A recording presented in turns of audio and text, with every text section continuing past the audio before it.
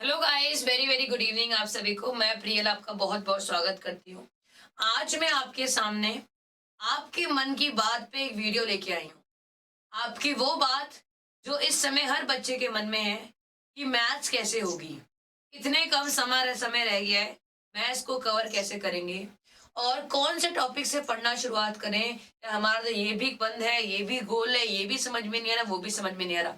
क्या तो प्रैक्टिस करें, क्या तो क्वेश्चन लगाए, कहाँ से शुरुआत करें, हेडेक हो रखा है।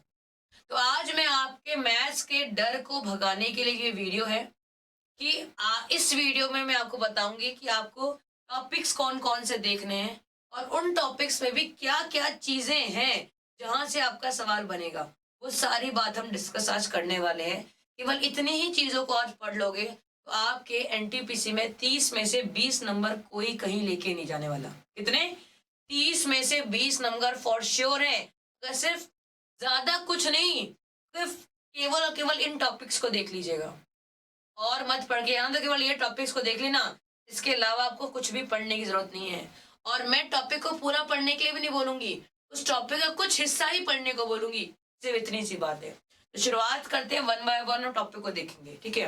तो शुरुआत करते हैं पहले सिंप्लीफिकेशन फ्रैक्शन की। ये इन दोनों को टॉपिक को मिला के 2 सवाल आएगा। केवल आपको स्क्वायर क्यूब टेबल्स याद होनी चाहिए और बॉड मास का रूल पता होना चाहिए। आपको स्क्वायर क्यूब टेबल्स और बॉड मास का रूल पता होना चाहिए।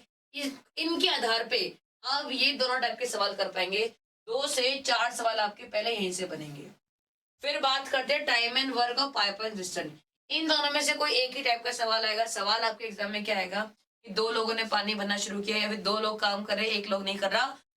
काम करने से संबंधित, एक ने काम किया, एक ने नहीं किया, 2 ने काम किया, 4 ने छोड़ दिया, इस टाइप के सवाल। बेसिक सवाल टाइम एंड वर्क का, पाइप एंड सिस्टम का बेसिक टाइप का क्वेश्चन जो आता है।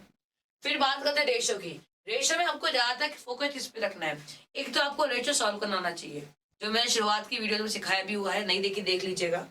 दूसरी बात, आपका सवाल जो मेनली बनता है यहाँ से वो निकलता है फोर्थ प्रोपोर्शनल निकालिए, थर्ड प्रोपोर्शनल निकालिए, मीन प्रोपोर्शनल निकालिए।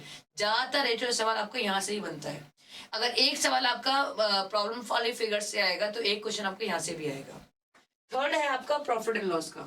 प्रॉफिट एंड लॉस में सवाल ज्यादातर कौन सा बनता है देखिए। अगर आपका पेपर नॉर्मल आता है, सवाल क्या बनेगा कि एसपी सीपी पे, मतलब नॉर्मल सीपी में एसपी में चेंज किया, फ्रैक्शन में बेस पे, या सीपी को एसपी में, एसपी को सीपी में। अगर सवाल थोड़ा सा टफ आता है तो यहाँ से सवाल बनता है आपका साइक्लिक वाला। साइक्लिक क्वेश्चन वाले सवाल बनते हैं कि अगर मैंने इतना बढ़ाया तो प्रॉफिट मुझे ये होगा, अगर इतना करती तो प्रॉफिट मुझे इतना होता, तो गैप निकालिए। साइकिल वाले सवाल जो होते हैं वो आते हैं। अब बात करें time and work, time and distance में। टाइम एंड डिस्टेंस में जो आपके एग्जाम में मेनली देखने को मिलेगा वो है ट्रेन का सवाल। ट्रेन, क्योंकि एनटीपीसी ट्रेन का एग्जाम है, ट्रेन का सवाल तो आपको देखने को मिलना ही मिलना है। इस टॉपिक को जरा आप ढंग से पढ़ के जाइएगा। और बोलूंगे बोट एंड स्ट्रीम को भी, बोट एंड स्ट्रीम और ट्रेन को ढंग से पढ़ के जाइएगा। एनटीपीसी रेल का एग्जाम है और रेल के सवाल तो आएंगे आएंगे, ये सोचने वाली बात ही नहीं है। उसके बाद सीआईएसआई इजी टॉपिक है, ये आप कर सकते हैं, आपने करा भी होगा। सवाल ज्यादातर सीआईएसआई का वो देखिएगा, या तो सीआई और एसआई का बेसिक सवाल ही आएगा, बिल्कुल बेसिक वाला। अगर हल्का टफ बनता है तो इनको मिला के सवाल जो बनता है वो आएगा।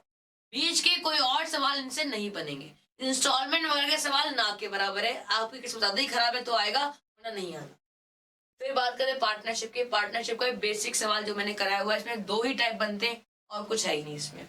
अब देखिए, अब आगे की बात करते हैं। एलजेब्रा लिखा हुआ है, एलजेब्रा आपको पूरा नहीं पढ़ना है।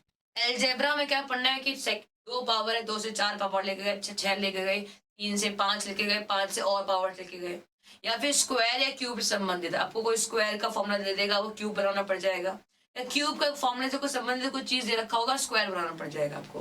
बेसिक जो फॉर्मूले बेस्ड क्वेश्चन आते हैं स्क्वायर क्यूब से संबंधित वो आएगा ज्यादातर।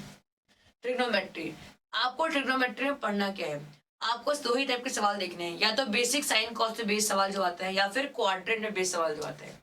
क्वाड्रेंट वाला सवाल देख लीजिएगा कि ये सवाल ज्यादातर एग्जाम में आएंगे, यहाँ से आप 1 नंबर आराम से स्कोर कर सकते हैं। उसके बाद बात करते हैं लाइन्स और एंगल्स की।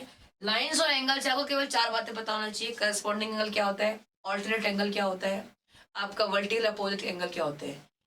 ठीक है, ये 3 एंगल आपको पता होंगे तो इन पे जो बेसिक डायग्राम वाले फॉर्म के सवाल जो आता है वो आप आराम से कर पाएंगे, जो एग्जाम में आपके एनटीपीसी में आने की संभावना है, क्योंकि सीजीएल सीपीयू इन सब में सवाल आया हुआ है ऐसा एक। फिर बात करें डीआई का, डीआई के आगे 2 सवाल आएंगे, बेसिक डीआई होती है वो। फिर बात करते हैं मीन मीडियन मोड, छोटा सा टॉपिक है, एक बार देखोगे समझ में आ जाएगा, स्मॉल टॉपिक है। तीनों के फॉर्मूला देख लीजिएगा, सवाल खत्म, सिर्फ फॉर्मूला बेस्ड क्वेश्चन। मेंसुरेशन, अब आप बोलोगे मेंसुरेशन में बहुत बड़ा चैप्टर है, आपको इतना नहीं पढ़ना।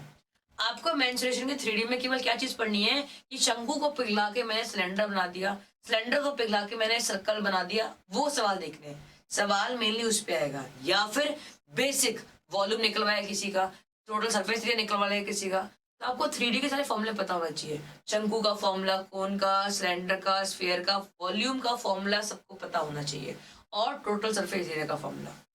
अब बात करते हैं मेंसुरेशन की। मेंसुरेशन कितना बड़ा चैप्टर 2D वाला, तो भाई क्या क्या पढ़े, अब कुछ नहीं पढ़ना है। मैंने आपको क्या बताया है, हर टॉपिक से मैं आपको वो चीजें बताऊंगी जो एग्जाम के लिए ज्यादा जरूरी है, जो आने की सबसे ज्यादा संभावना है। पूरा पढ़ोगे बहुत बड़ा है, पढ़ भी नहीं पाओगे। आपको पढ़ना क्या है, एक तो आपको ट्रायंगल्स की सारी प्रॉपर्टी पता होनी चाहिए। इक्विलेटरल ट्रायंगल क्या होता है, आइसोसेलेस क्या होता है, राइट एंगल ट्रायंगल क्या होता है, स्फीयर की सारी प्रॉपर्टीज पता होनी चाहिए, बेसिक प्रॉपर्टीज कि टेंजेंट कैसे बनता है, रेडियस पे कैसे बनेगा, डायमीटर पे एंगल बनता है तो कैसे बनता है, बेसिक प्रॉपर्टी का सवाल आएगा।